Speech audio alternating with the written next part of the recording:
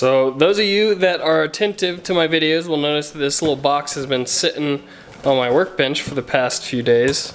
If I open it up, I think it's pretty apparent what we are going to be doing today. Also, it's probably in the thumbnail and the title, but here's a horn button, and then we have a adapter, and then this is the horn ring, so this bolts to the back of the adapter here, and then this rubs against some brushes. This is how this spins and maintains a contact so that your horn works.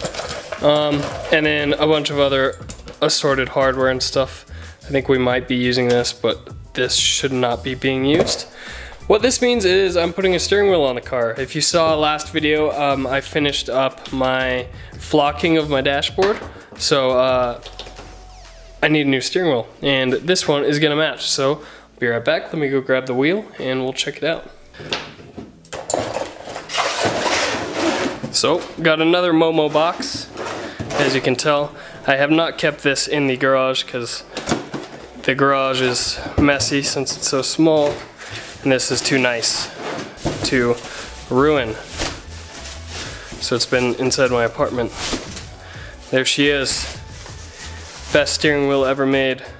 This is a Momo Prototipo. Suede, of course, because why else would you get anything other than suede?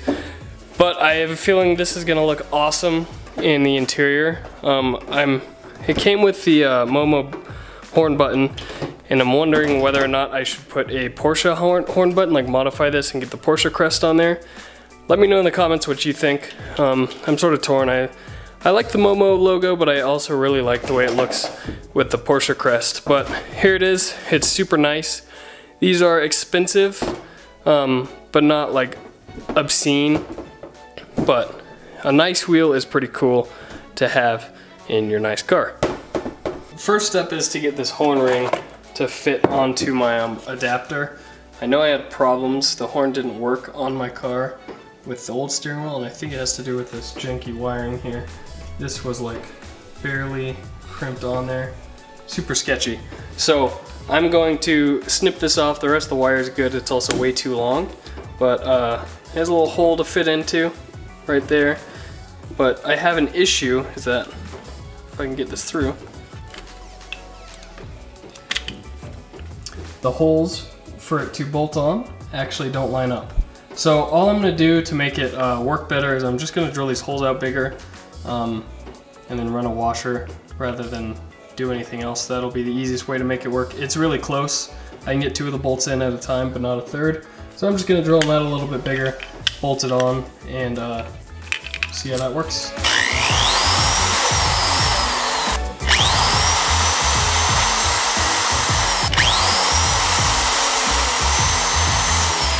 Look at this.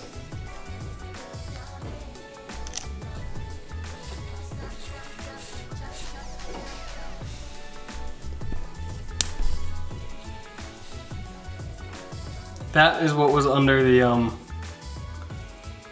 what do you call it, the heat shrink tubing.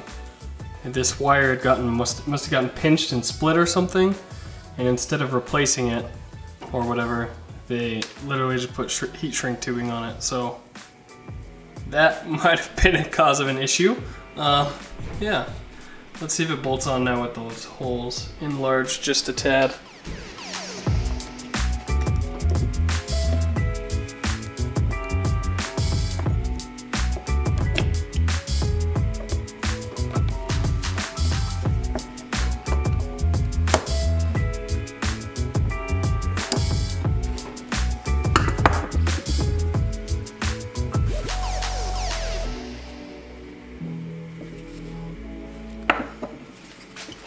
So if any of you have ever wondered how the turn signal, at least in a 914, turns itself off when you turn the wheel, is this little tab here. Say you're steering, you have your turn signal on, you turn left, goes up past a little notch, and when you come back down it hits that and knocks it back in. That's how it turns it off. Pretty simple.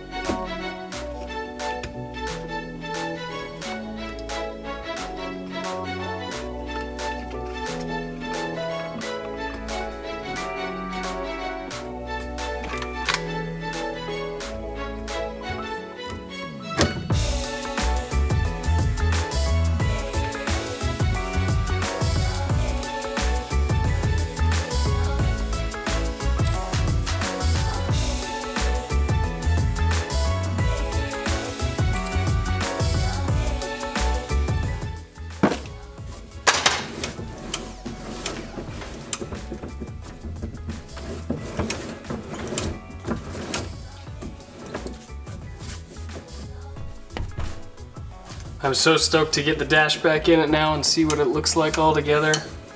I'm so excited. This feels so good.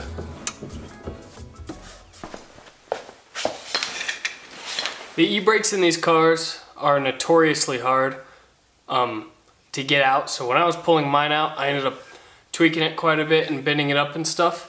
So I'm gonna take some time and hammer it out a bit, and then I'm gonna sand it down and put a fresh coat of paint on it.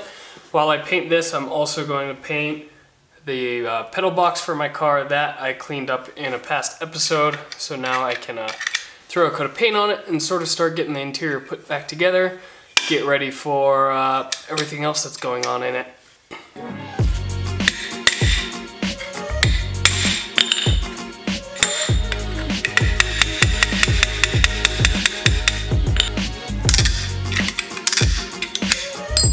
Sweet, working perfect, time to clean it up.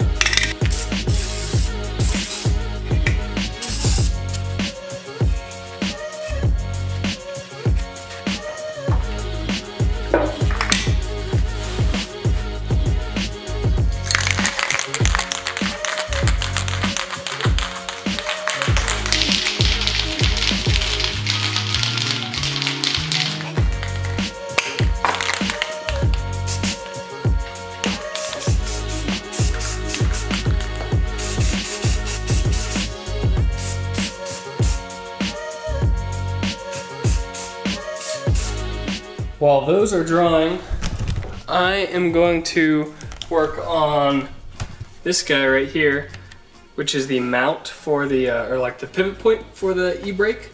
See how it's not parallel or perpendicular to this? It should be. It did that when I was pulling it out. So I'm gonna work on getting that back into shape. Probably gonna be hitting it with a hammer a bunch, that sort of thing. So yeah, it should be fun. I already tried smacking it with the dead blow and it didn't really do anything. So I have a feeling it's gonna fight me pretty well. Wish me luck. I ended up taking just a proper mallet to that e-brake pivot point, and it straightened right out in like 5 or 6 hits. So that's just proof that sometimes you just need to use the proper tool and it makes the job really easy.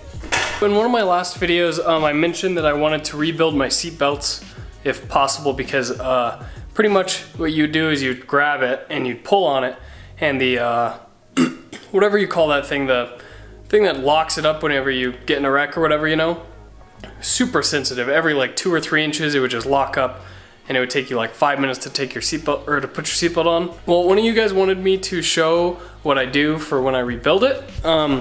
And I looked online, and all the information I found was do not touch it, just throw it away and get some new ones because they're cheap. But that's not my style because I'm super cheap.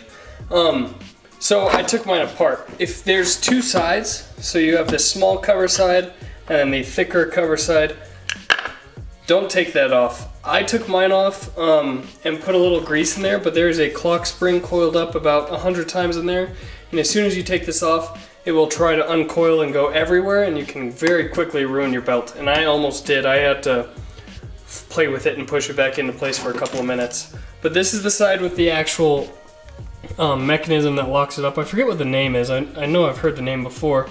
But literally all I did was spray some of this stuff, silicone lube spray in it. And I don't know what it did. I thought I was gonna have to strengthen the spring somehow, because basically it just uses centrifugal force when you pull on it to rotate this piece down, because it's on a ramp. See that? If it'll focus. See, because it's on a ramp, so it pulls that down when it's spinning, and then it locks it in because there's teeth on the other side. And I just sprayed that in there, and I don't know if it's because it was dry, it didn't want to move very well or what, but now, if I set my camera down,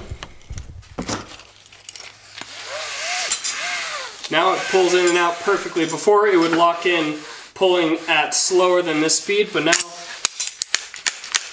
it only locks up like a seatbelt should, you know? So I'm pretty happy with that. I'm gonna throw the covers back onto these. Actually, I'm probably gonna spray paint them because they're a little bit ugly. But I'm gonna put them back together, and those are ready to go back in the car.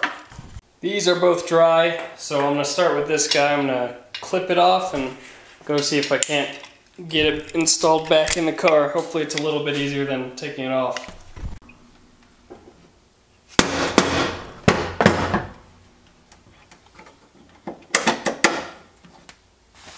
Well, that was easy. I just had the hardware for the damn thing, and now I don't know where I set it down. This is the story of my life. Do more searching for tools and hardware than I do actually working on my car every time. Ugh, where did it go? I just found it. It was inside the freaking socket. I'm so dumb.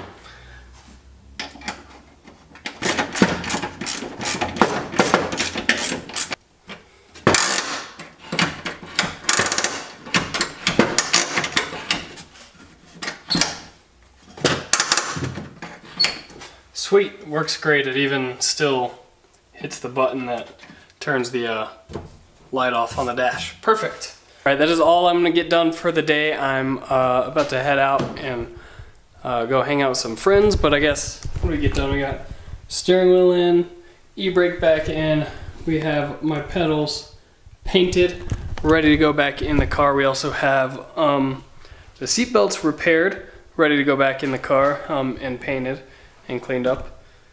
So we got quite a bit done, and car looks great with the steering wheel in it. I can't wait to actually get to use it because I've always wanted, the Prototipo is always like my favorite steering wheel, especially the suede one, so I can't wait to be sitting behind the steering wheel Prototipo with a flock dashboard and everything looking awesome. I'm so stoked. This interior is really coming together, and I still have more parts that are on their way and sitting upstairs. So get ready to see those. Make sure you subscribe so that you see those videos when they're coming up. I guess we probably only have a few more interior videos left before it's like finished, I guess, interior wise, and then I can move on to other stuff like that guy right there. And I've got a couple other things up my sleeve that I've got planned. So make sure to like this video if you liked it, and I'll see you guys in the next one. Peace out.